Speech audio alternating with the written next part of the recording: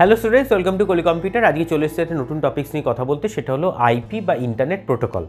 এবারে internet protocol হলো হচ্ছে এক ধরনের ইউনিক অ্যাড্রেস, যখন যেটাতে কি করা হচ্ছে যে ডিস্টিংগুইশেস any device on the internet or any network from another.